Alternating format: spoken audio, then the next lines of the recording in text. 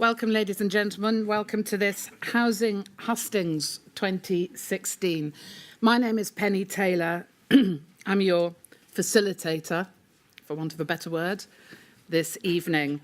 I'm a journalist by trade, and I'll be trying to make sure that any questions that you've got are responded to by the members of our all-male lineup here.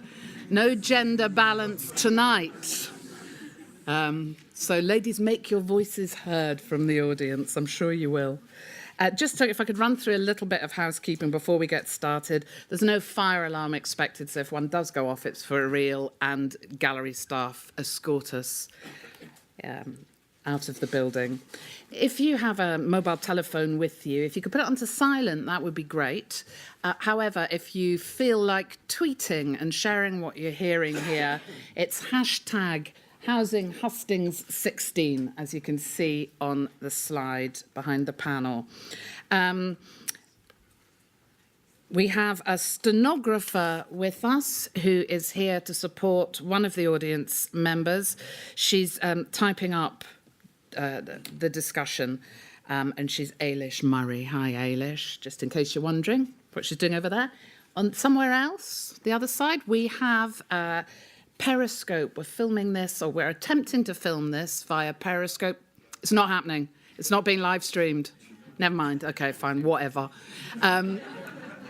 It is, however, being audio recorded, and in a very little while, in a few days, clips will be put up on the websites of the various participating organisations. And let me remind you who they are.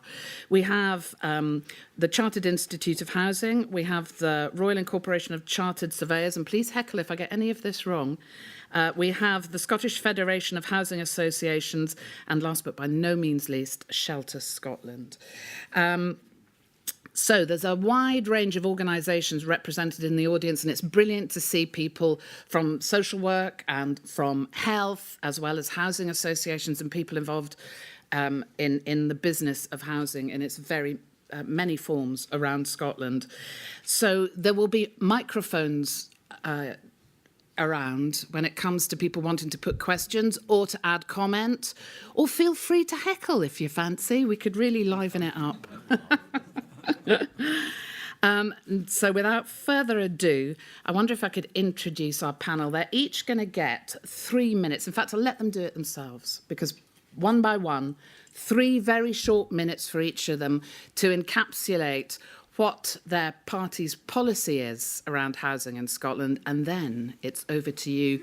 And if you need any help, I'm ready to jump in too. So, thank you very much. Perhaps we could start at this end of the table. They've been placed and positioned according to alphabetical order, and for no other reason than that. We're going to start with Jim Eadie, Scottish National Party. Thank you. Do you want us to go straight into?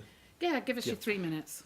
Okay, thank you very much, Penny. I'm really delighted to be here. As I stand up, I realise I'm looking straight into this very disconcerting light, but nonetheless. Okay, but I don't need to tell this audience of the importance of housing of good quality and housing which is affordable to the people of Scotland.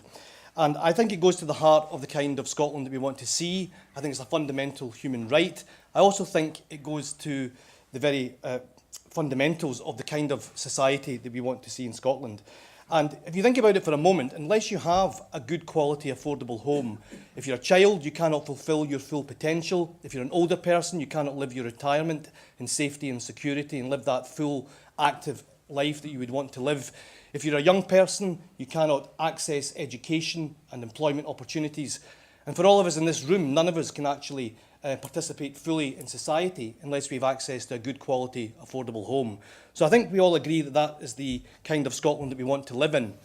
And in the election that will come in 4 weeks' time, just under 4 weeks' time, you will have an opportunity not just to judge my party on the promises that we make, but on what our record has been since 2007. And I believe that while there is much more that still needs to be done, I do believe that the Scottish Government and the Scottish National Party has a good record, one that we can build on in the years ahead. 30,000 affordable homes built, 2/3 of those for social rent, has been an important contribution to addressing the issue of housing supply. Building those homes, but also ensuring that we end the right to buy so that 15,000 homes in the social rented sector will continue to be in that sector over the next decade, helping 20,000 people into home ownership through shared equity and Help to Buy. So my party isn't obsessed with home ownership, but we recognise its importance as part of a balance of tenure. So we've done that as well. We've also invested £500 million in energy efficiency, helping and assisting 900,000 households across the country. And of course, we've also rebalanced the relationship between the tenant and the landlord in favour of the tenant in the private rented sector. And that is a piece of work that had to be done, and we did that in partnership with and in consultation with the sector. And finally, one of the things that I'm particularly and personally proud of, because I was involved with Shelter in taking this work forward, was of course ensuring that no child or vulnerable family will be placed in temporary accommodation that is unfit for purpose, by ensuring that it is both wind and watertight. So a good record, much achieved, much still to do, and our appeal to the people of Scotland is to re-elect Nicola Sturgeon as First Minister, the SNP as the Government of Scotland, so that we can build on this work in the years ahead. Thank you very much. Thank you. Save your questions. We can come back and interrogate some of that record, if you like, in a moment. Our next speaker is Patrick Harvie, Scottish Green Party co-convener. Thanks very much. And I guess in Jim's opening remarks about the reasons why housing is an important subject, there's probably not a word that anybody on the panel would disagree with. Housing is intimately connected with our health, our well-being, the quality of our relationships and communities, as well as the sustainability of our whole economy. I think we need to recognise, though, that we've got a dysfunctional housing market in this country, in Scotland and the UK, where a great deal of our new build is not built primarily around social need, it's built around speculative investment. That's not the way it has to be. Other countries don't have that problem. In many other European countries, it's much easier to ensure that housing supply meets social need. That has to do with things around land supply and land pricing. If local authorities were able to acquire land as they used to be able to do at its current use value, rather than at inflated values, then we would be seeing a much greater emphasis on providing housing for social need, and we would stop seeing the wealth of our economy shore up in fixed assets, which become inflated in terms of their overall value, making it harder for people to see either owner occupation or even private rented accommodation as affordable to them, and making it harder still for local authorities and social landlords to build new. There's a great deal about our housing market that we can change in Scotland with the tax powers at local level that should be used to replace the what was it we all used to call it? The discredited, hated, unfair council tax. That was the phrase we used to use.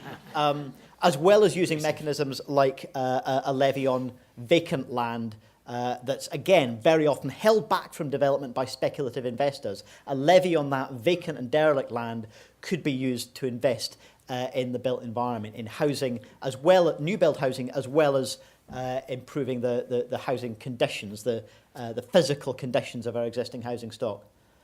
Jim mentioned the work that's been done on energy efficiency. The Greens have relentlessly pushed the government to do more. And what is it now, 18 months since energy efficiency was designated a national infrastructure priority. And how much has been allocated to it in the Scottish budget?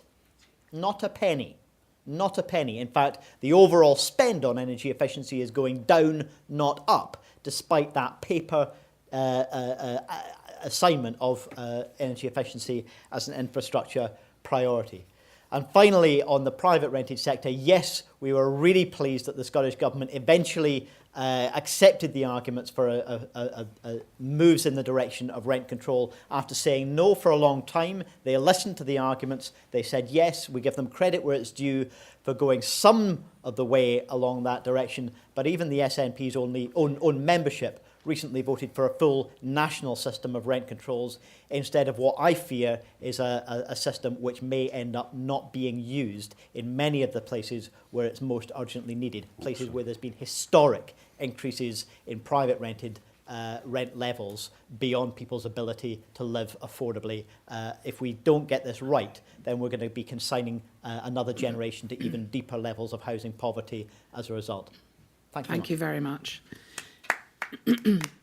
Jim Hume, Scottish Liberal Democrat Party. Thank you very much, Penny. Of course, thanks to everyone who's come along here tonight and for the invitation, of course, to participate in a debate on which, of course, is a very important subject. And I'm particularly pleased to be here to give the Liberal Democrat position on housing. There's definitely been a renewed interest and drive to address many issues related to housing. I think we're moving away from looking at housing as just bricks and mortars and a traditional infrastructure issue, and instead looking at it through a different perspective to match different needs of people. For example, one timely issue is the integration of health and social care, which just went live on Friday past. While we talk about issues in the health and social care, such as workforce and funding, shift from acute health care to preventative health care, we also have to keep in mind that housing is a major part of ensuring that people are being treated properly in their communities and in their homes. It's housing as an appropriate infrastructure issue that ensures that people are actually treated where they actually live. Housing associations have written to local integration boards to outline the potential savings and benefits that could be made from working better together. I support that. We also believe, as it's also been shown through the Commission of Housing and Wellbeing's report, that housing plays a major role for people's ability to move ahead in life. It affects people's health and well-being, and of course as well their financial well-being. The Commission report couldn't have made it more clear and very obvious. A warm, affordable and appropriate home is a starting point not only for avoiding homelessness, obviously, but also for better health, better access to education, employment opportunities and reduction of inequalities. From the social housing sector to housing associations to private renters and homeowners, we have a long way to go to make sure that every person in Scotland gets their home. But we also have seen the numbers lately. There's a growing gap in the ability of young people and the older generations to afford to buy a home. We want to see young people enabled onto the home ownership ladder, and we want to see that people who choose not to buy a home still have a fair chance of housing that suits their needs. But whether it's a problem of high prices or unsuitable homes or even cold homes, what we believe the root of the problem is insufficient supply of housing. We don't believe that capping prices on the open market without addressing underlying reason why there is a supply shortage will have a positive impact on the housing market. I've addressed this before, and I believe it's most important factor in addressing prices immediately. And I'm afraid that we're already seeing a housing crisis because of this supply shortage. Therefore, I can announce today that the Liberal Democrats have an ambitious target, more ambitious than the Scottish Government's, to actually provide 40,000 socially rented homes in the next Parliament. And we will be giving further details next week about other forms of housing that we will be supporting in our manifesto. So our priorities are very much about finding the right types of housing for each person and addressing the shortage of housing immediately that we do have in Scotland. Thank you. Thank you. Next up is Alex Johnston, Scottish Conservative and Unionist Party. Thank you very much, Madam Chairman. I have much the same perspective of the housing need in Scotland as the rest of the panel. I see similar priorities, but perhaps I'm looking at it from a slightly different point. I think one of the weaknesses we have in Scotland today is an over-obsession with social housing without recognising the context of social housing within the overall provision. I think we also regularly make the mistake of thinking of housing or the construction of affordable or social housing as a cost against government budgets. Now, I see a house, ironically, compared with some of the previous speakers, I see a house as bricks and mortar. I see a house as something that has a value. I see it as something that, if properly set in legislative terms, it can be the collateral for the borrowing that built the house in the first place. So I think we already put too much government money into the construction of houses. And although I share the targets that have been mentioned by others here, I think we could find better ways of achieving that objective. The first thing we could do is tackle the issues of planning and land availability. A restrictive planning policy pushes up the cost of land for new housing. And there is absolutely no doubt that the cost of land for development is artificially high because of the restrictive practices of some planning authorities. I also agree that something has to be done about energy efficiency in our housing. And there's more than one reason for that. Our commitments under climate change legislation mean that we need to produce less carbon, and one of the ways to do that is to improve the energy efficiency of our houses. But that means making sure that new houses are built to the highest standard, and perhaps even more importantly, that older houses are brought up to that standard wherever possible. The cost of housing is something we can address in general terms, but specifically how we get people to invest in housing is a key element of how we move forward. It is vital that we produce an environment in which those who have money to spend will choose to come along and spend it on affordable housing. Once that money is spent on building affordable housing, government, either at Scottish or at local level, can then buy into that housing at a much cheaper cost. The key element is to ensure that we have legislation in place that will allow those who invest in these houses to have two things. Firstly, a small and predictable return on their investment.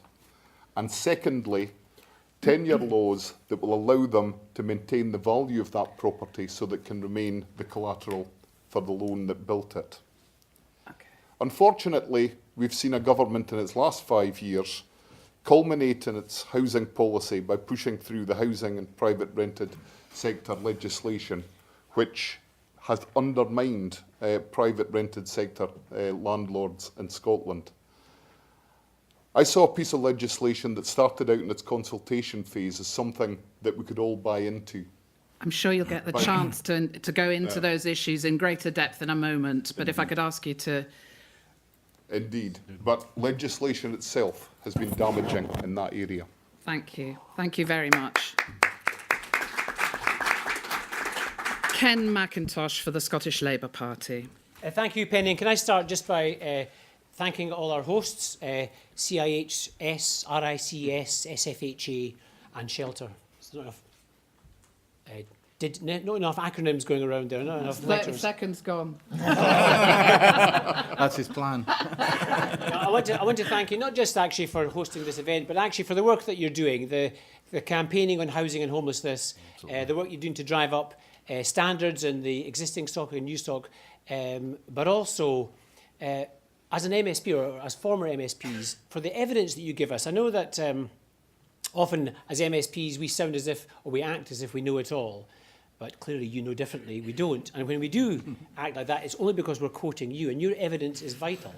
Well, it is vital. And if I give you one example, this morning, Shelter picked up on the government statistics on homelessness and pointed out that, for the third year running, the number of children in temporary accommodation has gone up again, a 13% rise. Now, I don't know what you think, but I think that is utterly unacceptable. How on earth can we be in a position for the third year running that figure is on the increase? And it's reflective of the fact that we are in a housing crisis. I mean, Nicola Sturgeon has used the words herself. It's a housing crisis, and it's a real problem. Everybody in this room, or virtually everybody, I bet you, will go home tonight to a decent, warm, secure home. And we take it for granted. We do our jobs because we have that home behind us. And how many thousands of people in Scotland don't have that, and can't do their homework or don't have that security and that resilience that a home gives you? And I think that's unacceptable. And I'm sure we'll get more political as it goes on. I don't want to start too much, but I don't understand how Jim can stand there and talk, Jim Eadie can say that, talk about, he's a good guy though Jim is, talk about the targets that the government have met when the targets clearly don't meet need. He's talking about new targets, and the new targets don't meet need. I mean, I don't understand that. The Labour Party has a plan, and it's a plan that will tackle the 150,000 people on housing waiting lists. It will tackle the 900,000 people in fuel poverty in this country.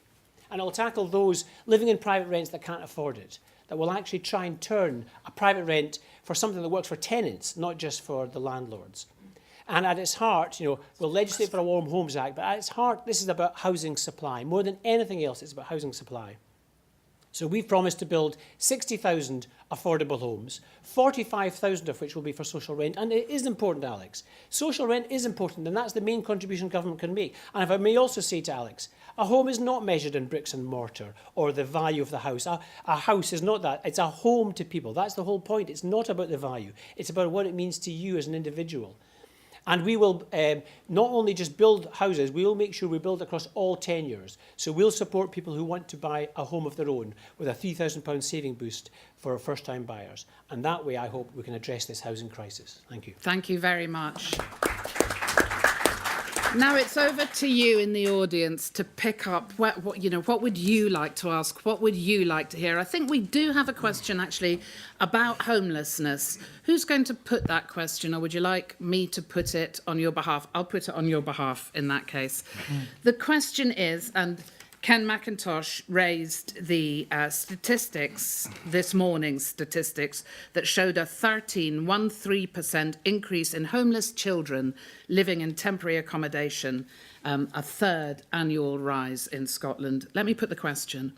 With local authorities needing to make significant cuts this year, what assurance can you give that the homelessness services which deliver Scotland's world-leading homelessness legislation will be adequately funded and able to provide homeless households with the vital emergency help and ongoing support to provide an effective pathway out of homelessness? So it's about temporary accommodation and it's about assistance out of that accommodation and into more permanent housing. Jim Eadie.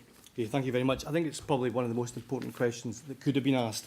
And I think that all of us would agree that preventing homelessness is a priority. But clearly what we need to do is to increase supply so that we build homes so that we can move people from temporary accommodation into more secure permanent accommodation. But one of the things that needs to be understood, and I think this audience definitely understands it because they brief MSPs and parties on a regular basis, is that you cannot equate temporary accommodation, often much of which is of good quality, with negative outcomes. So a lot of the temporary accommodation that's being provided is of good quality. And so I think that has to be understood. But I think also what's important is that a lot of the bed and breakfast accommodation was of very poor quality, and therefore it's good that there's been a significant decrease in the number of people being placed into temporary bed and breakfast accommodation. And I would like to see that being driven down further, albeit that we need to recognise that in some extreme circumstances, as we've seen in Scotland recently through flooding, or if you have people fleeing domestic violence, there will always be a need in a small number of cases for bed and breakfast accommodation.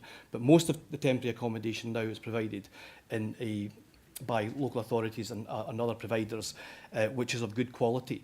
But in order to provide the homes that people need, we need to build them. That's why we've built the 30,000 affordable homes, 2/3 for social rent. It's why the Scottish National Party was the first party to make a significant commitment in response to the ask that was made by all of the housing organisations that we commit to build tens of thousands of homes in the next 5 years. So we've said we'll build 50,000. That's not a ceiling.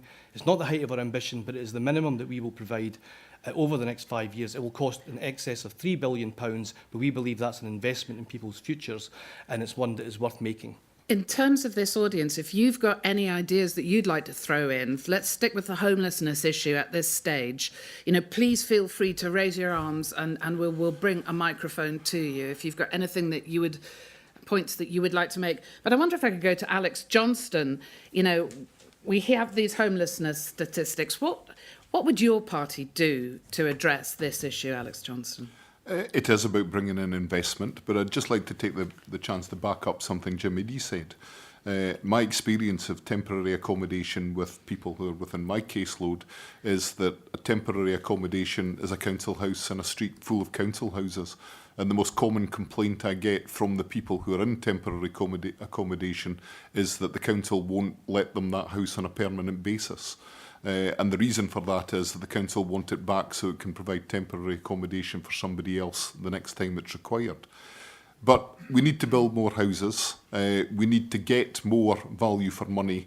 And I think the real key to that is not to assume that we need to spend £3 billion to achieve the government's objectives. It is about encouraging those with money to invest, to get into the sector, to invest in affordable housing. And then government can consider what it needs to contribute to buy into the available housing stock once it's up.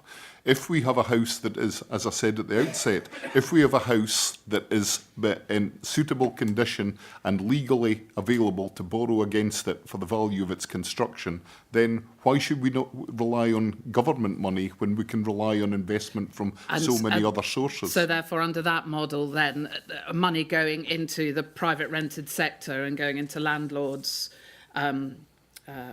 budgets. Patrick Harvie, have you got perspectives on this homelessness issue? Well, the question, if I remember the form of words, was what guarantee can be given in the context of cuts to local council budgets that these services will be protected? Well, assurance rather than guarantee, but yeah. What assurance? Yeah. Well, the only honest answer to that question is none. There can be no assurance that those services will be protected, either services that are required to prevent homelessness or services that are required to assist people who become homeless or indeed to invest in the provision of good quality temporary accommodation and preferably permanent accommodation for people. No assurance can be given in the context of those cuts. Local councils are going to be making cuts to their budgets unless the Scottish Government is willing, as it is perfectly capable of doing, to raise revenue from those who can afford to pay. People like me, people like everybody else on this panel, people who can afford to pay more either through income tax, which is progressive, or property tax, which is progressive, a residential property tax, which is progressive and based on value that's been stored up.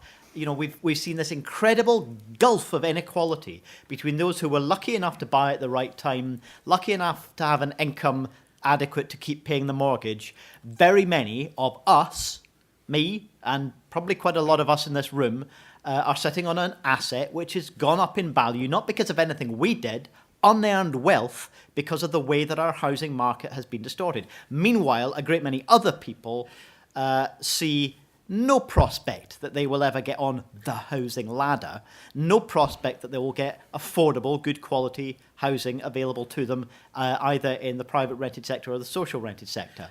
The social rented housing unavailable to people, the private rented sector unaffordable. So we need to talk about housing supply, but we also need to talk about justice, economic justice in this, and how we redistribute wealth, how housing becomes part of the story about the redistribution of wealth in our society. Because unless we do that, everything else is just sticking plaster. And I'm sure we'll get onto the council tax issue. I'm absolutely certain of it. Now, we've got hands going up in the audience, which is wonderful. We've got 1, 2, 3, 4, 5, 6, 7, 8. Let me ask, but before I come, is it on this particular issue or is it a separate issue that you wanted to come to? Slightly related, yeah. Great, okay, we'll bring you a microphone. And if so, you would introduce yourself when it comes to you. That would be great.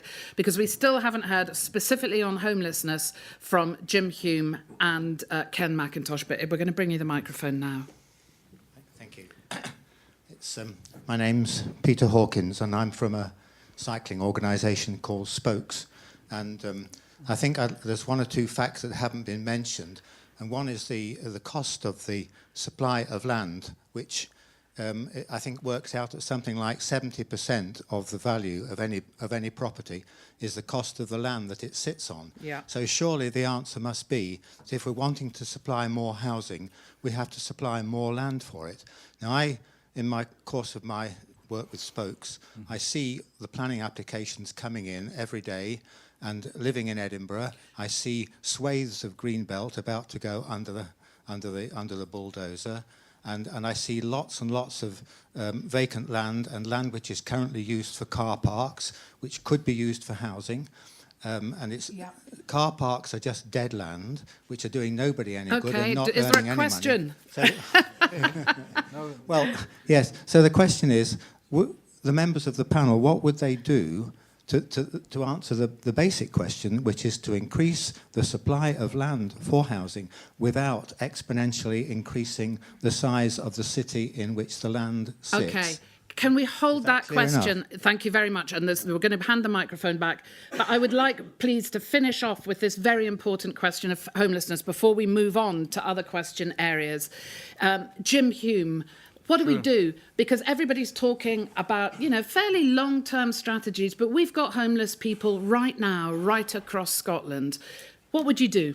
Well, we've already said that we would build 40,000 social I know, rented but that homes. takes That's time. Of course it takes time. We haven't been keeping up, I don't think, with the demand. We obviously haven't.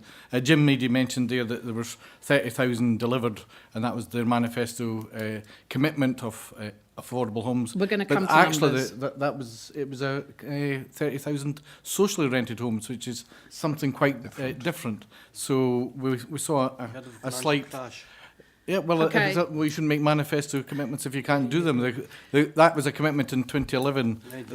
The crash was 2008. I would like to address this. I would like to. Can you just answer? Yeah, let's wait and one moment while we. I Yeah. would like to address this person's. Well, if Peter's you would just point hold off also. on addressing that, because we will come to that subject area, but specifically on homelessness, so it's basically build those houses. Ken MacIntosh. Thanks. Yeah, I have to say I was quite taken by Peter suggesting that his was related to homelessness. Good political answer Just, there. yeah. Well, We'll it's come, true, we'll but- come but to the land on issue. homelessness Yeah. itself.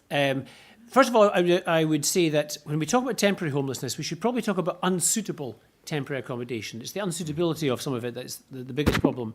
But it's not just that the numbers are going up. It's the fact is that a lot of these families and children are staying in temporary accommodation for longer. So can you imagine, you know, if you're growing up in a house and you don't know that this is your home, you don't have the security of knowing this is your actual home. It's not good enough. Can you frankly, it's give not good. Well, we should. I'll tell you an what we should do. assurance? Absolutely, we need a homelessness strategy, and we do need to build.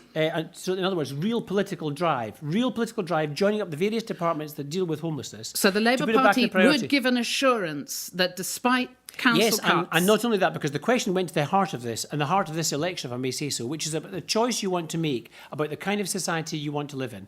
Do you want to go along with the Tory vision of tax cuts and therefore reductions in public services, which is being copied by the SNP because they're not introducing anything else other than that, other than further tax cuts to APD? So tax cuts, or do you want to put up taxes on the richest 1% and have money which will go to local authorities, which will then be able to spend? Because, you know, if you take one extreme example of homelessness and street homelessness, many people in street homelessness situations have actually got mental health problems. You know, if they were lying there bleeding with an arm missing, you wouldn't walk past them. But because they've got mental health problems, we just walk by and ignore them as if there's nothing wrong. That is not just a housing problem. That is a huge reflection of our mental health strategy in this country, and it needs investment. And if we care about the society we live in, we would be willing to pay the taxes that goes into the public services. Thank and you. that's the choice you've got to this Thank election. you. OK, we're going to take another contribution from the floor. Hi, Gary Burns for Homeless Action Scotland, and it's a very quick thing on homelessness and following up from what Ken said. Rough sleeping has anecdotally been increasing across lots of local authorities in Scotland as the homelessness statistics are going down. So what would the panel think about doing a rough sleeping count so that you can actually find out what the problem is? Yeah, because we don't know, do we? And if you have a problem that we all agree is really bad and has the worst tenets of homelessness, it is rough sleeping. Would the panel consider and agree something that all of you could do to do a rough sleeping And count? that ought to be a very short answer then. I mean, Yeah, just a simple would yes you or do no that? would be- Because at the moment we do not know numbers of that's- rough sleepers across Scotland, so we haven't actually got an accurate gauge of homelessness in this country. Jim Eadie. No, I mean, if re-elected, I would want to meet with Homeless Action Scotland and to see why. I'm surprised that that's not the case, but clearly, you know, that is the But a count. absolute Would you commit worst. to a count? I don't know how easy it is to do that, but I think unless you can actually measure the problem, you can't actually solve the problem. Okay. So I agree with the premise of the question. Thank you. Absolutely. Patrick. Thanks. Yeah, OK, great. Jim. I'm sure we wouldn't get an accurate count, but I would commit to seeing to get as much of an accurate account as we can. Alec Johnston. Just living in Edinburgh when I'm in Parliament, I already know that numbers are going up now, not down, which is a change from recent times. You can't deal with a problem unless you can put a scale to that problem. Thank you. And Ken. I had the pleasure of having Alistair Campbell launch my campaign, and when he came, the first thing he said was, this is anecdotally, he says there are so many more visible homeless on our streets in Edinburgh and Glasgow. Yeah. His son works for a homeless charity in London. But I've spoken to Gary directly about this, and I think that you've got two views. like Patrick, like Jim, I would say that if you can't identify a problem, you can't tackle it. But it's not as easy as simply counting it. But don't you think does it strike you as extraordinary that we've got no idea how many homeless people, how many rough sleepers are on our streets across Scotland? It does. I mean, my instinct were immediately to say yes. Yeah. But I know that speaking from Gary, that it's not. What you need to do is address the people coming out of prison, people with drug addiction problems. The real difficult cases that we've got in our society we don't care enough about. We're going to take a question from the back, and then I've forgotten about this gentleman at the front that's been sitting very patiently. Thank you. Well, this is very interesting. My name is Kathleen Gill. I have driven down the A9 from Inverness. I've abandoned my business for the day, as has my husband, because this is a very important topic. And how interesting it is that there's now this interest a few weeks before the Scottish elections. It's become top of the political agenda. Well, do you know what? RICS produced an excellent policy document, manifesto strategy. We keep going around in circles. It's a talking shop. And I have to come back to Mr. Patrick Harvie. With all due respect, Mr. Harvie, I do consider that your comments earlier were a little arrogant. Have we got a question? Well, it's really a comment, a question.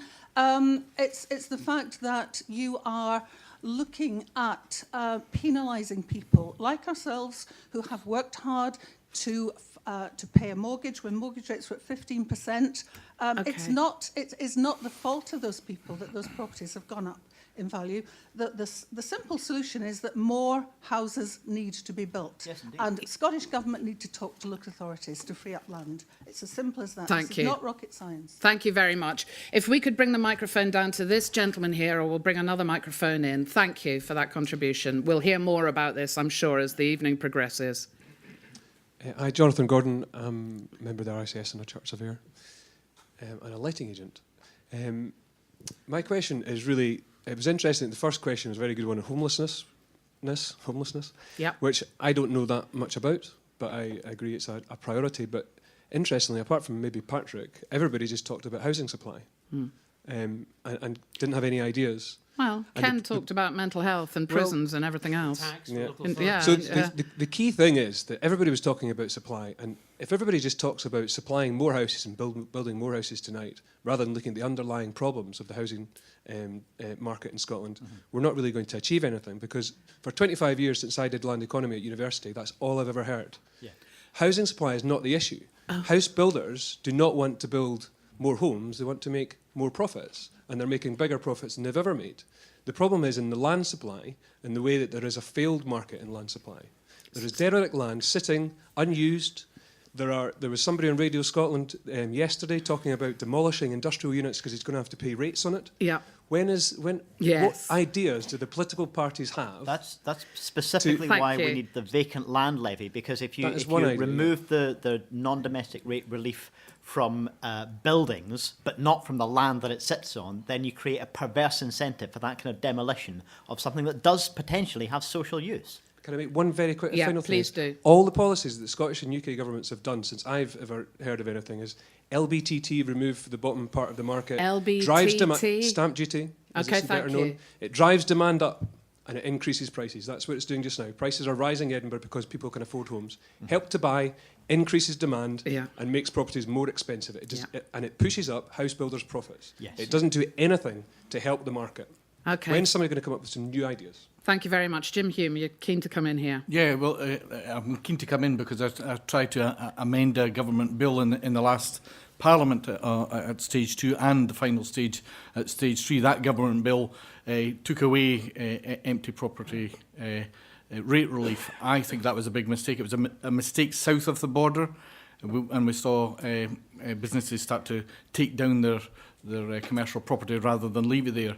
There was a perception by government that people were just holding on for a bigger rent. That, to me, was absolute nonsense.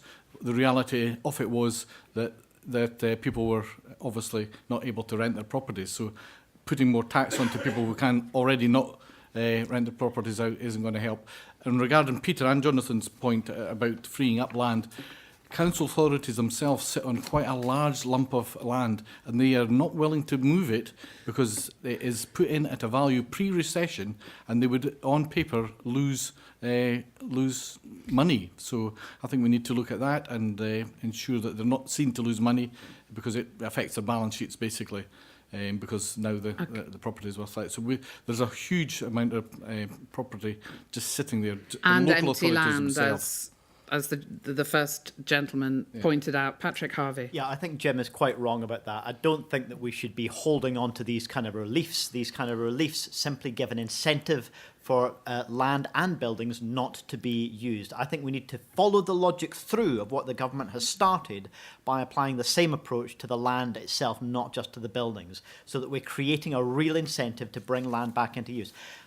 You know, the Green Party's long-standing view about a land value tax would help to achieve the same, giving incentives to put land into productive use. And I come back as well to something that I said in the opening remarks, giving local authorities, as they used to have, and as they still do in many other European countries, the ability to acquire land at its current use value rather than having to acquire it at an inflated value which only benefits the historic landowner. At no cost to themselves, they get that hugely inflated land value that the society, the community has created that land value. Well, give local authorities the right and the legal ability to acquire that land at its current use value, and you would hugely reduce the cost of supplying those houses, because the cost of actually building the homes is not the big barrier here. The cost of the land is the underlying problem. Okay, thank you. Alec Johnston, you wanted to come in. Going back to something you said a wee while ago, what I would say is that we have to be careful to remember that none of these things are themselves absolute, that the marketplace operates in increments and varies. And what we have to remember is that regardless of what else has been said, that construction is a key economic driver within local or the national economy, and that economic driver is what built an awful lot of houses pre-2008. What about compulsory purchase of empty buildings, for instance, and, you know, repurposing them? Alec Johnston, would you be up for that? I'll give lots of jobs to... In specific circumstances, but I don't think there's many of people, Scotland's homeless, would like to live in a former industrial building. Oh, I don't know. I think they've been snapped up in my part of Glasgow. Ken MacIntosh, you are promoting this Help to Buy scheme. This is a key policy of yours in the run-up to this election. We've heard somebody here saying that simply stokes house prices and doesn't actually solve the underlying problem. What's your response? Well, I mean, I recognise it. Whenever you have demand-side measures, you have the risk of stoking demand rather than addressing supply. What I would say about our particular incentive is it's a savings incentive. It's an incentive to save, and it only works over 1 year. For buying. Well, it works over 1, 2 or 3 years, and therefore it should incentivise people to build houses. But it's very important. If I come back to the lady at the back there, Kathleen Gale, can I just say I share your frustration. We talk about housing. The Labour Party has been pushing housing politically in the Parliament for so many years now. The only reason we got a private tenancies bill was after 2 years of Labour pushing. We're constantly holding debates on this, but unfortunately your frustration is the reflection of living in a one-party state, which is what we're doing at the moment. Oh, we don't like it. Well, I'm sorry, it is a political hustings. Come on. Yes. I'm just pointing out some of the realities of working in a parliament that was designed for multi-party working when you've got a majority dictatorship. You guys used to have a majority, you remember? No, I think it might be a reflection. Yeah, exactly, with a majority. Well, if I may say so, it doesn't work. Can I say we've got lots of ideas?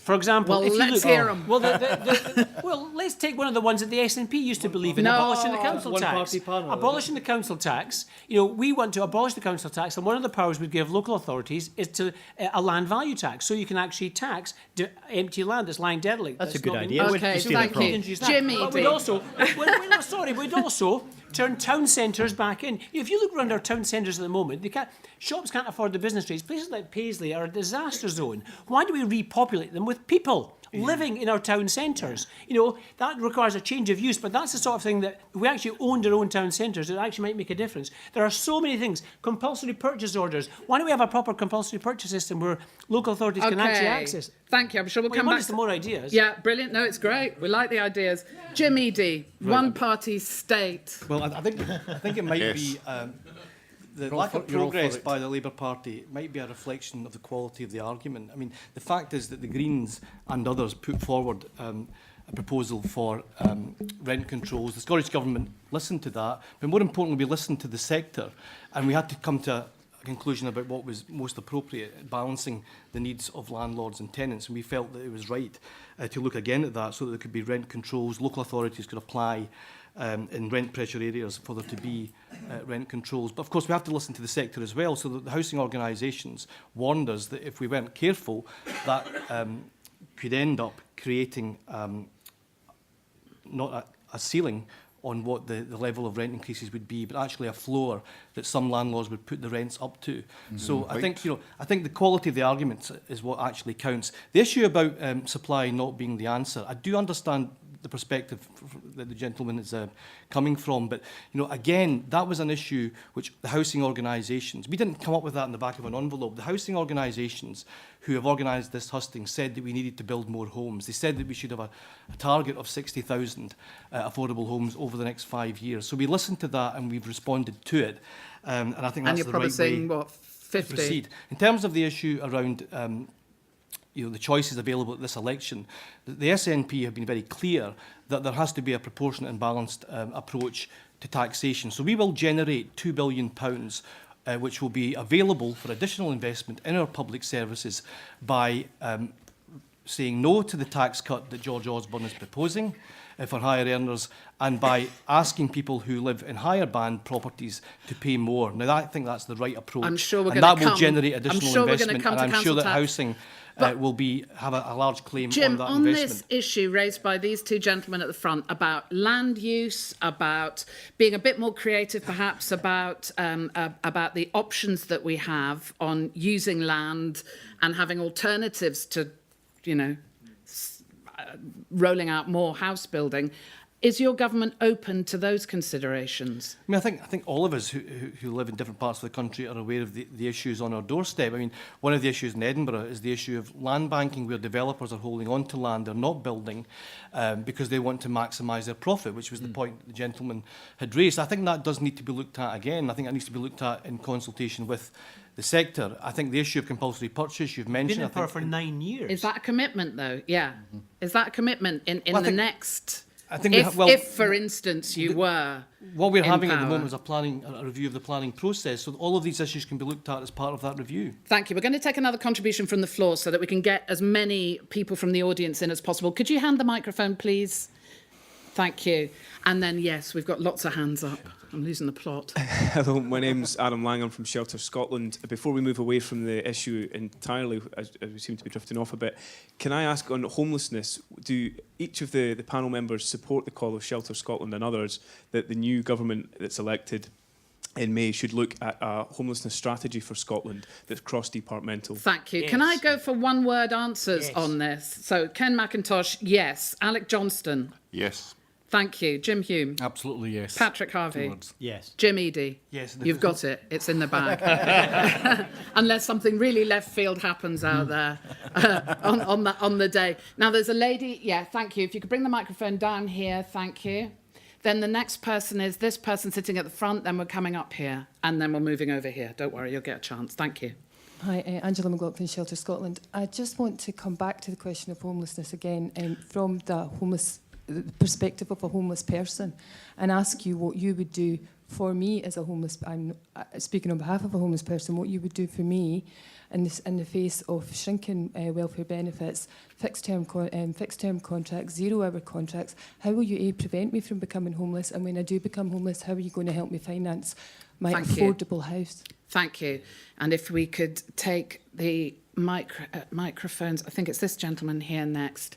So, very briefly, if you could respond to that, and then we will move on to some of the other areas around the housing issue in Scotland. What can people do to give any reassurances or assurances to individuals who might become homeless? What are you going to do to prevent that happening in the first place? Ken MacIntosh. There's so much you could do, and in particular, you actually identified some of the economic policies you could pursue. So in other words, you can have economic decisions that reflect our values. The first one would be to pay people the proper wage for the job, a living wage, so you could actually afford to live in your house. not with subsidy, but you can afford to live in a home of your own. So a proper wage in a job that you get. But you can also identify people.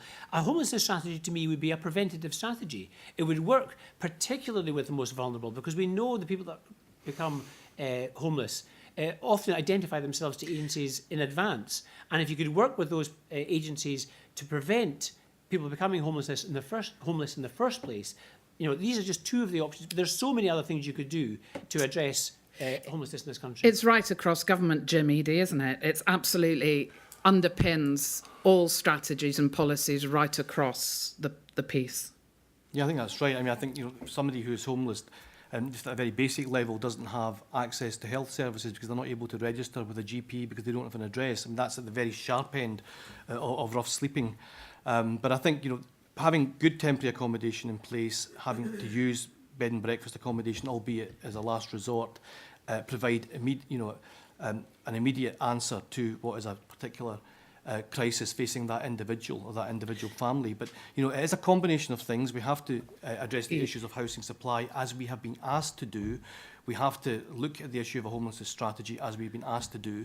And we have to look at the ways in which all the government departments can work together. And I think, you know, I agree with Ken MacIntosh on mental health, that a lot of the people who are most vulnerable are the people who have mental health problems or people who are coming out of prison. Yeah. And perhaps that is something that we need to have a better approach. Thank you. And I'm sorry to huckle this along, but we're going to have to, you know, keep it moving quite fast in order to get through the number of people in this audience that want to ask questions. And this is for you. This is your hustings. So I'm very keen that we do that.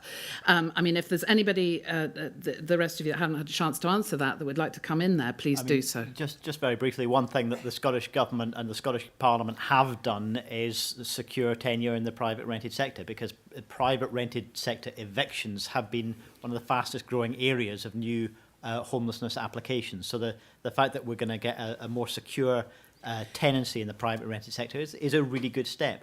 But the issues that you mentioned around the fair work agenda, you know, obviously we've got George Osborne's scam living wage coming in at the moment, and many employers are finding other ways to reduce their employees' incomes, even though that upper band on the minimum wage is now coming in, and the welfare cuts. Those are both areas where the Scottish Parliament has got limited ability, but some ability, and we have to make sure that we're using that to the maximum, not giving grants to companies that don't comply with that fair work agenda anymore, as the current Scottish Government has done, and making sure that we're as creative as we can be with the limited welfare powers that are coming. Thank you. Jim Hume. Yeah, thanks very much. It's fairly similar to some of the points that Patrick was making there, but slightly... there is a point that the government have funded companies via Scottish Enterprise who don't pay the living wage. They pay the minimum wage.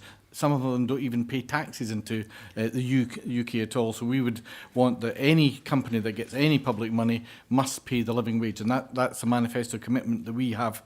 I think something that hasn't been mentioned regarding the homelessness, and this is another commitment we have, is to work regarding veterans. Veterans, as a percentage of that population, are far greater likely to be homeless as well. So we're committing to work with veterans to identify the problems, a lot of which is mental health. Alec Johnston. I think the question related specifically to how would you prevent people from becoming homeless. I think there are a lot of reasons why people become homeless, but one of the things we could do that would make a little money go a very long way is to provide direct support and intervention for people who struggle to hold down a tenancy. And when a tenancy becomes at risk, we need to spot that and get the resources and the people in there to support tenants before the tenancy is lost. We need to stop the revolving door approach to tenancies. Thank you, sir. Hello, my name is...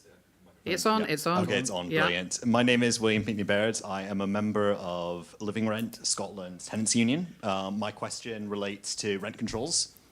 Jim Eadie mentioned the private tenancies bill that has just been passed, and obviously that's greatly welcomed. It limits rent increases in certain areas, and that's a great step forward. But what I have to ask about is in terms of rent controls regulating initial rents, because if you only regulate rent increases, the rents are already far too high. They're pushing people into poverty. People are paying increasing rents at increasing rates. I want to ask which of the parties here will support rent controls that include initial rents. Thank you. Yeah, thank you very much. Right, okay, you've been asked a question there, and I'm only going to ask people that if you would support rent controls, then please take a mic, and if you wouldn't, then we'll move on. I moved amendments at both stage 2 and 3 of the most recent housing bill to say that rent pressure zones should not only be possible where there are future rent increases, but where it can be made clear that previous rent increases have been out of kilter with the affordability. I got some amendments through in that bill, but that wasn't one of them. The Scottish Government resisted that and continues to argue that historic rent levels are not a rationale for declaring a rent pressure zone. I think that's going to be an unsustainable position, and I think it's going to be clear very soon that local authorities are not going to be able to use that mechanism to address problems which are already far too deep-seated. Jim, Eadie. Well, we have agreed to have rent pressure, rent controls in rent pressure areas, and that's something that we think will help. We'll have to keep it under review, as any sensible government would, if we are re-elected, that is. And I think we'll just have to wait and see if it works. But we have taken a balanced approach, balancing the different evidence that we received as part of the consultation. So there were housing organisations telling us to call canny on this for very good reasons, that we might end up pushing up rents in different parts of Scotland. Thank you. You want to come in? Yeah, Alec, go on. Rent pressure zones will become investment vacuums.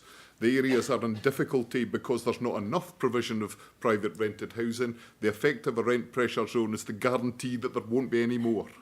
Ken MacIntosh and then Jim. Can I just say, what you're getting here is a reflection not just of what happens in Parliament on a day-to-day basis, but what's the choice facing you. Well, it is. It's an SNP-Tory alliance. That's what happens all the time. They vote together all the time to get a budget through, and it's extraordinary. I was mentioning earlier about an ethical approach to your choices. Living wage is essential. What, Jim, the Tories kept you in power for 4 years, voting with you every single time on your budget to keep you through. I mentioned the living wage earlier, but the flip side of the living wage is the living rent. And it's no surprise that, we voted with Patrick on his amendments. I think he voted with ours on improving driving up standards in the private sector too. The whole point is, do you see a private rent and a private rent accommodation as an income stream, as a business, or do you see it as a home? Because our legislation is framed around seeing it as treating it as a business more than a home. And if we wanted to make it a viable option, the private sector can offer so much to Scotland, but we need to make sure it offers the same security. People come to see me in surgeries all the time, and they want to know, can I get a house? And there's no council accommodation, there's no housing association accommodation, and they can't afford a private home. Would you be for rent control? Option. Yes, we voted for it. Yeah. The thing is, it really does need to be recognised that there are other European countries with a far more robust system of rent controls in the private rented sector than Scotland has legislated for, and they do see investment because their housing market works properly, and it works to supply housing for social need rather than just for speculation. That's an argument for improving the market, not for rent control. Challenge needs to be addressed. There is a risk with rent control as well. Crisis, the organisation Crisis warned about this rent control. It's very opposite to what Alex Johnston said, but if you put in that you can only, for example, raise rents by 5% per annum, then that can be the norm in some areas. And we know that in other parts of the world that has actually happened, that they've risen annually rather than Thank you very just much. Flattened. A very interesting question. We're going to take another contribution from the floor. If you would introduce yourself, please, and I promise you'll get a chance. Hi, I'm Nicola Miller. I work currently for the Royal Town Planning Institute. I'm just about to move to Homes for Scotland. I'm a planner, and it wouldn't be a discussion or a debate on housing without some chat about planning. I think we need more homes built across Scotland, and we need an all-tenure approach. Mr. Eadie mentioned that the Scottish Government started a review of planning that's been driven by delivering more homes across Scotland. So my question for the panel is, do you agree that we need to reform some planning? And what would you do through planning reform to actually deliver more homes for Scotland? Okay, thank you. Thank you very much. Okay, well, there's a nice little challenge. Do you agree that planning needs reform? That's a one-word answer, so we can make that quick. And if so, what would you do to shift this agenda, to move it on? Who would you like to start with? Go on, you choose. Ken.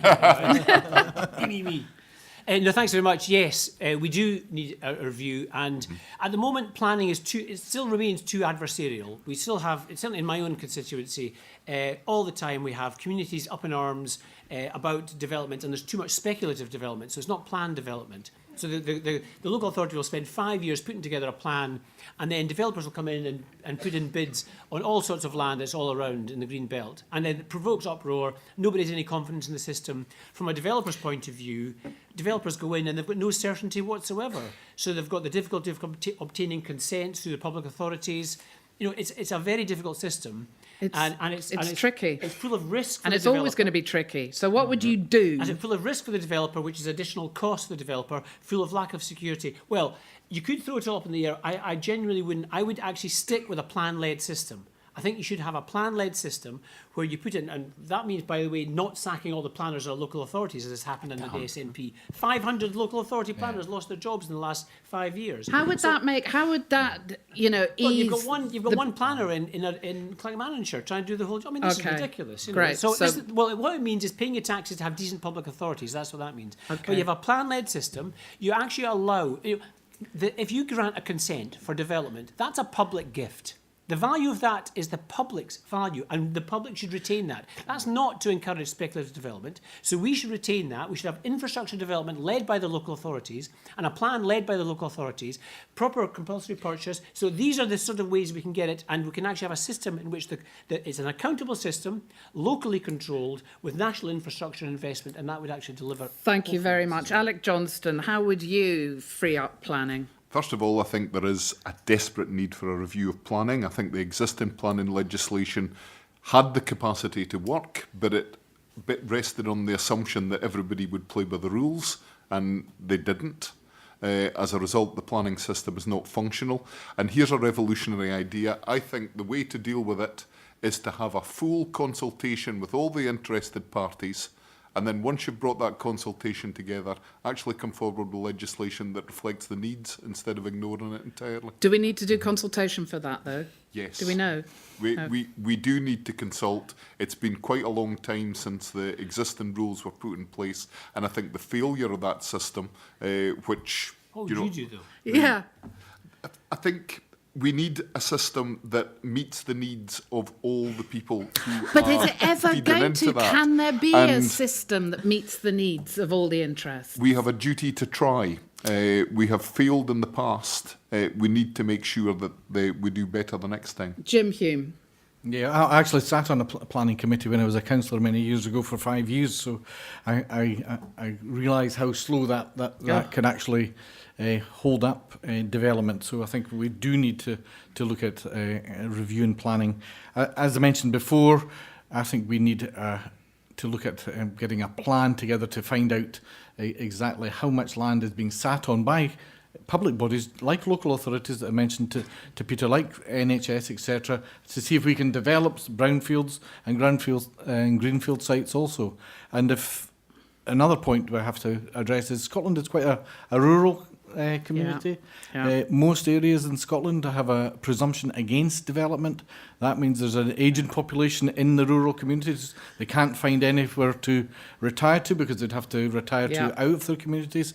So I think we need to... And young people can't afford to buy And young it. people have to leave rural communities. And that, I mean, I know we're sitting in the centre of Edinburgh, maybe very urban focused in here, maybe not, but I think we have to look at appropriate, of course, Thank you. planning in the area, not just look at it as... So what would you do in rural, I can't remember where you're from exactly, but, you know, you're a farmer. Yeah. Borders, well, I'm very well aware of the situation. There's aging population within agriculture. I think they're about 60-year-olds, about the average age. Yeah. So people hang on to the bitter And end. these are potentially dying communities, quite literally then, if you can't get young people They into absolutely them. die. There's nowhere for... In bits of Glasgow we are. Well, there's nowhere for anybody to retire into, so they stay there. Therefore, there's nowhere for the young people to stay in. Stay into the communities. Yeah. Patrick, Harvie, do you agree there's a need to shake up the planning system? The last one wasn't that long ago, was it? Anyway. It's one of the first things that I did when I got elected in 2003. I was on the committee that dealt with the planning legislation then. and there was all this emphasis on let's have a less confrontational, less adversarial system, let's have lots more upfront engagement. The reality is most people are far too busy living their lives to spend their time reading through planning consultations. Most people do have really constructive ideas about how they want their community to develop, but they're not going to spend their lives reading through planning consultations and responding to city development plans or local authority development plans. And they will have a strong view when a proposal comes forward that's going to affect the quality of their life or the quality of their community. And people should have the ability to be creative in their communities. Very many people, including in rural areas that I've visited, feel that suddenly a massive housing development is coming that might be 10, 20, 30, 40% of the size of their community being added on in one go in a way that is going to massively privilege and profit a big landowner and a big housing developer. And at the same time, if somebody wants to get a little bit of land and do a small development, something that's on a human scale, it's incredibly difficult. What would you do? Well, look, let's recognise there is never going to be a planning system that keeps everybody happy all of the time, because it's about mediating between fundamentally different and competing ideas about land use. Everybody needs to be heard, but we also need a planning system that allows people to harness their creativity by not having everything simply in the hands of... One person's creativity is another person's carbuncle. What do you do? Well, people will react with words like carbuncle when they see something proposed, knowing that it's already past the point where they can have their voice heard, and all they can do is react. What we need is a system that empowers people by decentralising power, by allowing a community to put forward its own ideas about how that community should develop. I know that's really difficult. But hand it back to communities and they make the decisions, not the planning departments inside local authorities, for instance. The planning system is supposed to be a degree of democratic control on the use of land. Before that, if you owned a bit of land, you could more or less do what you wanted, regardless of the impact on other people. And local authorities are no longer able to exercise that function democratically, because you could win election to your local council because your whole community is up in arms about a particular development, and as soon as you get elected a local councillor, you're not allowed to take part in that planning decision because you've already prejudiced your position. It's a quasi-judicial system. If we want a degree of democratic control, I think it needs to be in community hands. Jim Eadie. Okay, I think you'll gather from all of the answers that this is not easy. If it had been easy, it would have been done by now. No, absolutely it's complex. I don't want to pretend that and there are competing interests, as Patrick have said. I'm very well aware of that, as every constituency member who represents an area knows. And you say you don't. Most people don't have time to read planning applications. I have lots of constituents who spend their lives doing exactly that. And actually, it's a good thing that they do, because they actually help to inform the rest of us. But you've got one of the things you're doing is you're balancing the democratic wishes of communities, usually about the need to preserve green space, which is what makes a city like Edinburgh so attractive and the quality of life such a desirable one, with the need for development. And that is a tricky balance to get right. But I think when you've got decisions by a planning committee that are then ignored, it does tell you that there's a unanimous decision of a planning committee not to or overturned. Approve a development is then overturned. That doesn't strike me as being a system that is currently fit for purpose. So it comes back to the point about the need for a review and a proper engagement and consultation with all of the interests. And at the end of that, we might get something. So we haven't got firm answers for you, and I'd love to have the time to come back and ask you what you would do. But we are fast running out of time. So what I'm going to ask, because I really want to get around people that have patiently held their hands up for the last half an hour, could you make your questions succinct, please, and we'll ensure the answers are. My name's Susie Fitton. I work for Capability Scotland with disabled people in housing need. There are 17,000 wheelchair users with unmet housing needs. If we're going to get 50,000 new homes, can the government commit to ensuring a proportion of them is wheelchair accessible? Thank you very much. And it's a question that you could then also widen out to the role of housing in the new joint health and social care authorities, and whether housing is really going to be properly plugged in to this important new development in Scottish health and care provision. Is there anybody that's falling over themselves to take this one on first? Yes, Jim Hume. Yeah, obviously, health and social integration has to actually include housing, so that's really important. Unfortunately, it's only started 4 days ago, so none of us can actually say if it's going to work or if it's not going to work, but I can assure you I'll be reviewing that very closely. I think what we have is a very important budget part, which is adaptations. It's about £8 million. Yeah. Now, a few years ago, I as part of the Lib Dem push for a budget, we pushed to ensure that stayed in, because the government in their draft budget stated that we're going to cut that £8 million out absolutely completely. And you'll probably be very aware that adaptation budget is probably the best money value spend that you can actually have. So for in Scotland, so adaptation is particularly important in small communities where it's less likely that we're going to get purpose-built accommodation built. Adaptation is adapting your house with very small ramps, etc., so people can have disabled access. I led the campaign to put that back into the budget, and that was successful. We have a drive to move health care out of our hospitals and into people's homes. This is a government commitment. Yes, Jim Eadie? Yeah, How does housing fit into this mix? Jim makes a really important point, because the fund that allows people to apply for funding for those adaptations has been preserved by the Scottish Government at a time when it's not being preserved south of the border.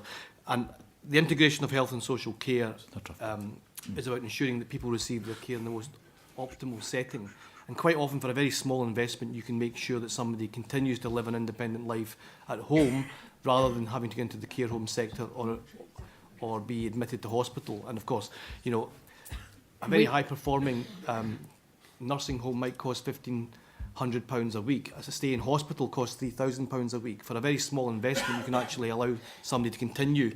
We have a contribution from the floor. And I think that's very important. From somebody that's saying adaptations are great, all well and good, but where's the commitment to housing for people in wheelchairs, and a new supply and building housing that's appropriate for those people, and not simply adapting existing environments? Is that your question?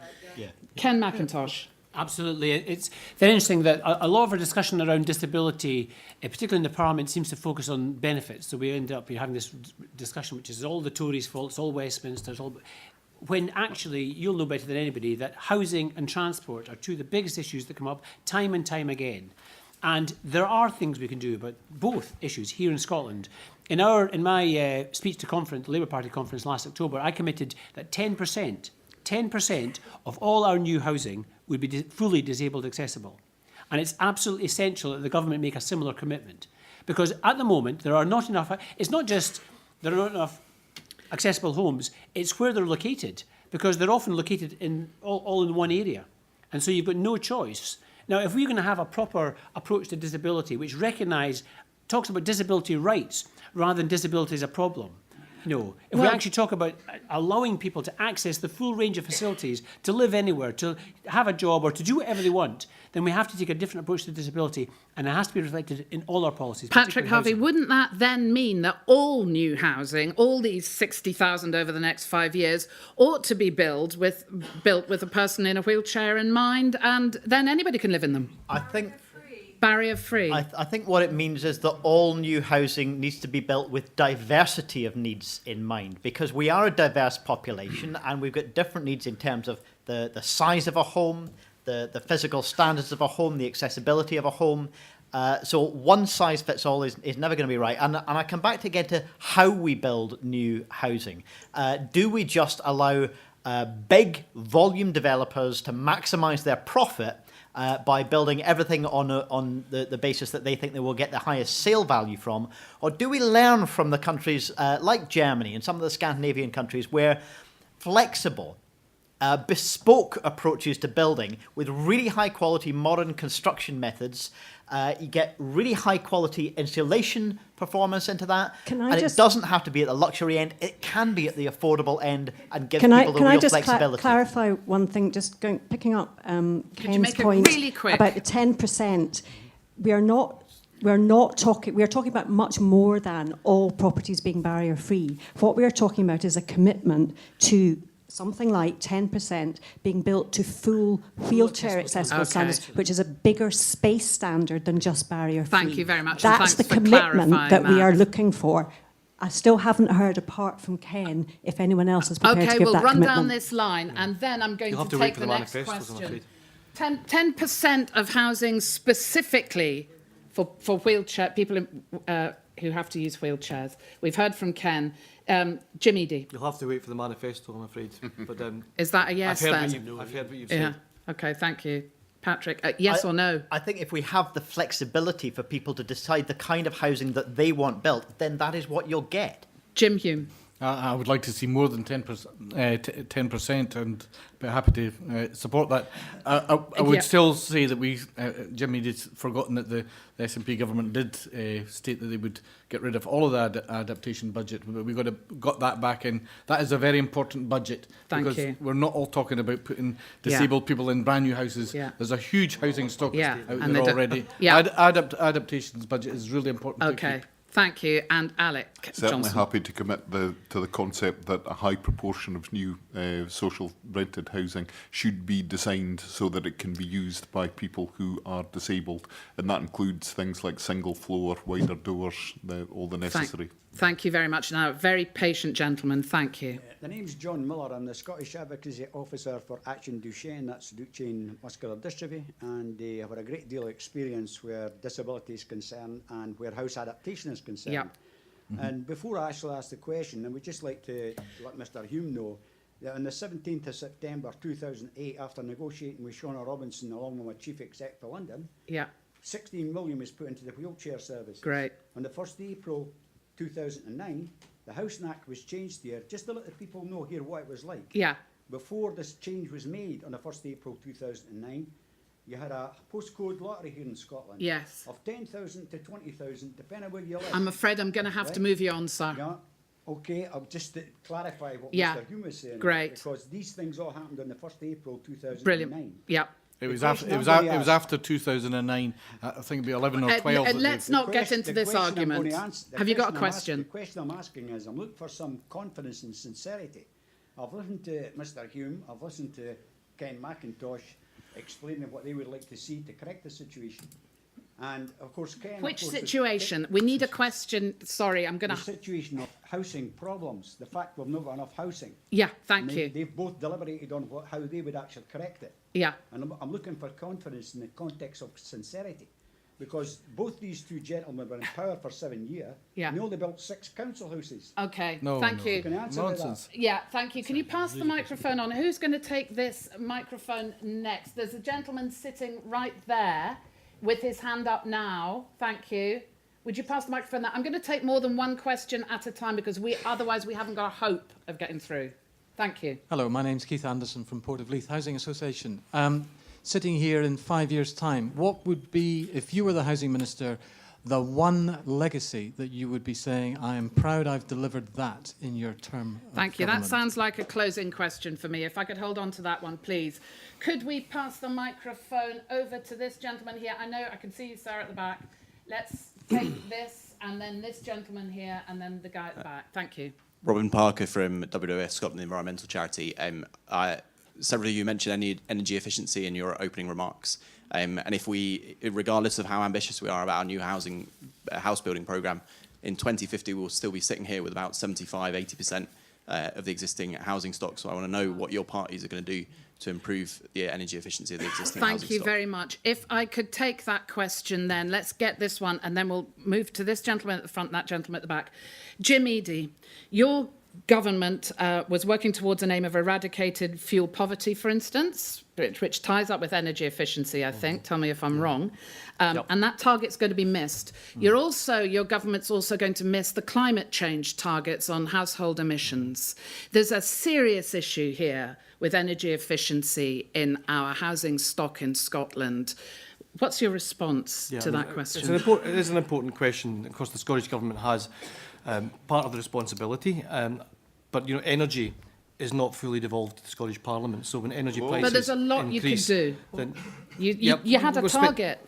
Yep, that's right. We're spending more than any of the other administrations in the UK on fuel poverty, and we have managed to invest in energy efficiency to a significant degree. Now, you can argue that that's not enough, that we need to do more, but £500 million, which has affected, which has made 900,000 households in Scotland more energy efficient, is progress in terms of cavity wall insulation, in terms of making homes energy efficient. Now, I see a gentleman shaking his head. I'm happy, to be corrected on that, but these are the facts as I understand them. So, progress has been made, which we can build on in the coming years.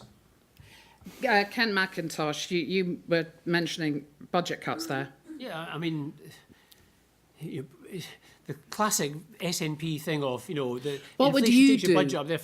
We would commit to a Warm Homes Act, which I mentioned in my opening remarks. They've just cut the fuel poverty budget. We've got a target to abolish fuel poverty in Scotland by November this year. They won't review it, despite the fact every single person is telling them that we're not going to make that target, but they won't review it until when? Guess when? After the election. Because we're not going to make it. We're going the wrong direction. Something like almost 40% of homes in Scotland are in fuel poverty. And what happened in the budget, the Johnston budget? He cut the fuel poverty budget. And then he said it wasn't his fault, it was all Westminster's yet again. Why doesn't this government wake up to the fact that they're in charge in Scotland, and they have been for 9 years? And they've got powers. So we could legislate. We can actually use, I think Jim Hume actually pointed out the fact that there's a national infrastructure fund. So, there's a stream of money that we could use now to invest in our homes. And you're absolutely right, Robin. We have to tackle the problems of existing stock. Hard to heat homes, tenemental properties in towns like Edinburgh and Glasgow, rural properties, places like the Western Isles where there's something like 70% of people in fuel poverty. We need to come up with schemes that actually address that, and that requires political drive and commitment. That's something this government is sadly lacking in. Drive and commitment. Real principles. Jim Hume. Yeah, thanks. Well, thanks, Ken, for mentioning what I mentioned before. But just to further that, 40% is the figure of the people that are in fuel poverty in Scotland. In rural parts of Scotland, it's actually over 50%. Now, that doesn't just affect their pockets, obviously. It affects climate change, the act that we passed in the Parliament. Everybody agreed that. We've missed the targets 4 years in a row. But it also affects people's health. If you're in a cold, wet home, guess what? You're not going to be healthy. So we would commit to investing hugely, and we'll bring this out in our manifesto next week, in heating our homes. Because energy use, the last figures I had of energy use in the UK, in total, 15% is on electricity. We've concentrated very much on creating new electricity, and that's great, and renewable forms, but 52% of energy use in the UK, and Scotland will be probably more than this, but in the UK figure is used for heating homes. Thank you. Best value. So we're going to hold it. Wait for the manifesto. Alec Johnston. I handled the climate change bill for my party when it went through the Scottish Parliament, and right to the very end, I thought it was going to be impossible for myself and my party to vote for that legislation. And the reason why it was difficult for us is we realised the enormous task that energy efficiency in Scotland's homes was going to be. In the end, we were persuaded, and the Conservatives voted for it and made it unanimous when it passed through the Scottish Parliament. But I was heartbroken to discover, after that was over, that I had actually tortured myself to work out that it was achievable, and other parties apparently were voting for it regardless of whether it was achievable or not. And I think we have failed to deliver the commitments that we made in climate change, but nowhere is it more obvious than the failure to address the issue of home energy efficiency. Yeah.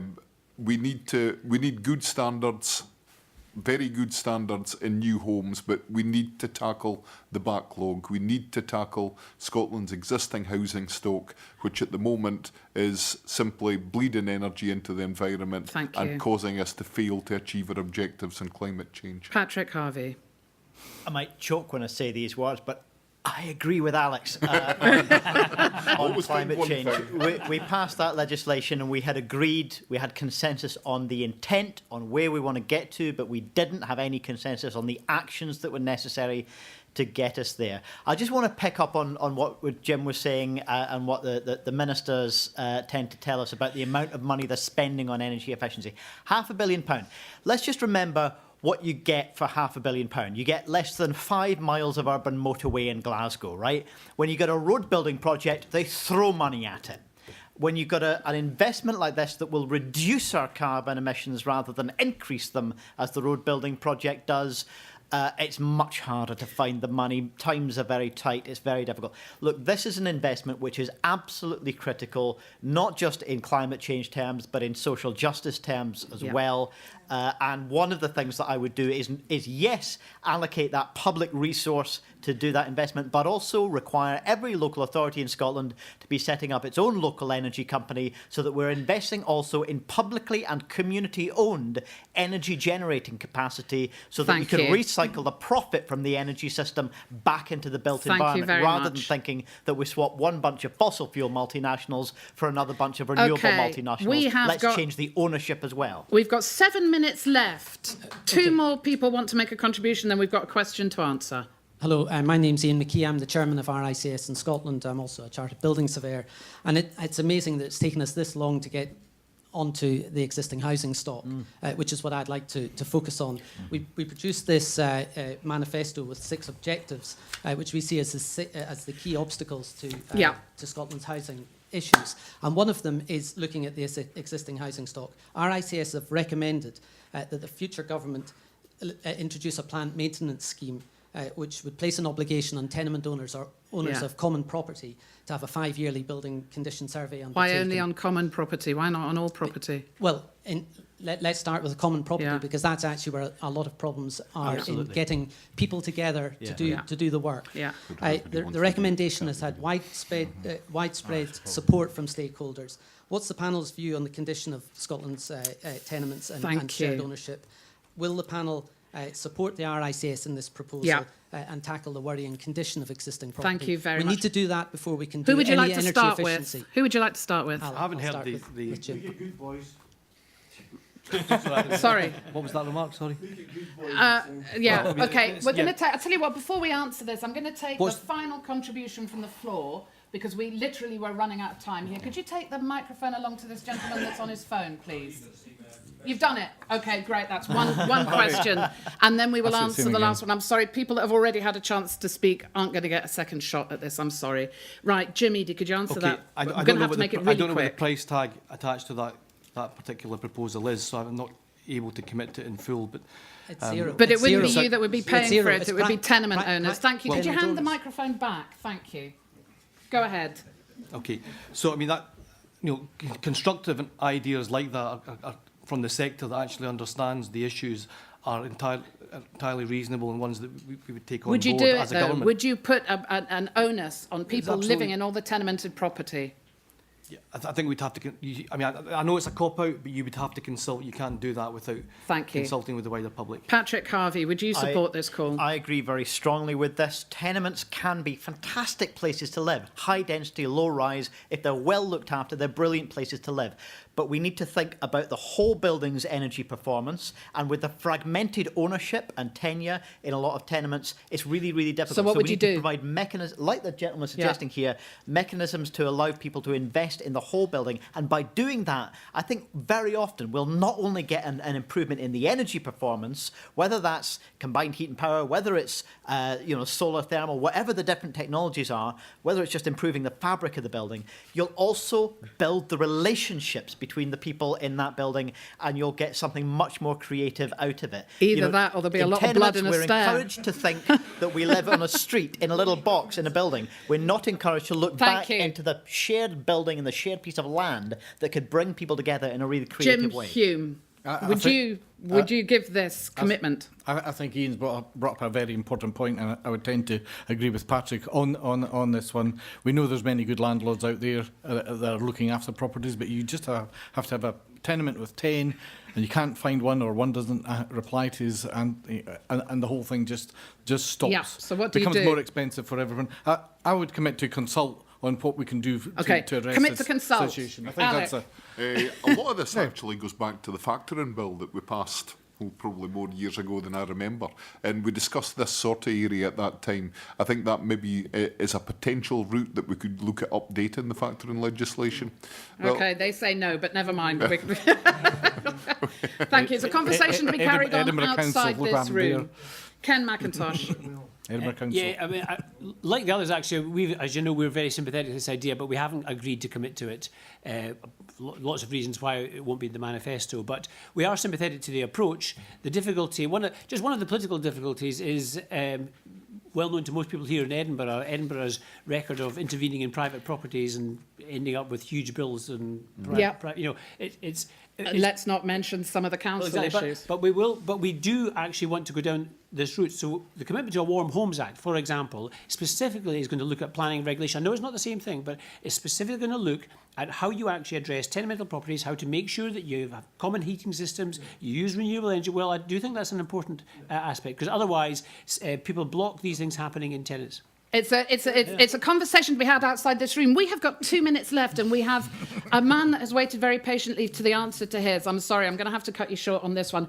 You have got less than 30 seconds each to answer this question. If you were housing minister in the next government, in 5 years' time, what would you want your legacy to be? Ken MacIntosh. To have abolished homelessness and fuel poverty. Blimey, that's a big one. Right, Alec. To have opened up new channels to get a diverse range of investment channels into affordable and social housing. Okay, thank you, Jim. I would only be content not just to abolish homelessness, but also to abolish the use of temporary accommodation and be in that utopian area of nobody having to fight for a home. Even in remote and rural Perthshire, borders, Absolutely. wherever. Of course. Yeah, thank you. Patrick. To achieve an understanding across all parties that all housing is inherently social, that there is not this artificial distinction between something that's regarded as social housing and something that's regarded as a free market. That market is failing, and we need to recognise that all housing is social. It's intimately connected with our social existence as a social species. Thank you. And Jim Eadie. Well, I think I want to change the culture where we have an obsession with home ownership, to destigmatise renting in the private rented sector, and to make it acceptable again to rent socially affordable homes, be they council homes or housing association homes. And overall, I want to see massive improvement in the retrofitting of the existing housing structure, and of course to meet those housing targets, to build housing on the housing supply side, because I think that is vital to tackling the homelessness issue. It's amazing, isn't it? We feel like we've had such a long time. We have hit 8:15 and the time that we have to bring this hustings to an end. This clearly is one of the most important issues in Scotland. Cuts right across all government agendas. This conversation has to continue. We have to keep it going outside this room. I would like to thank all our panel members here and also all the people that contributed so brilliantly from the floor. Thank you.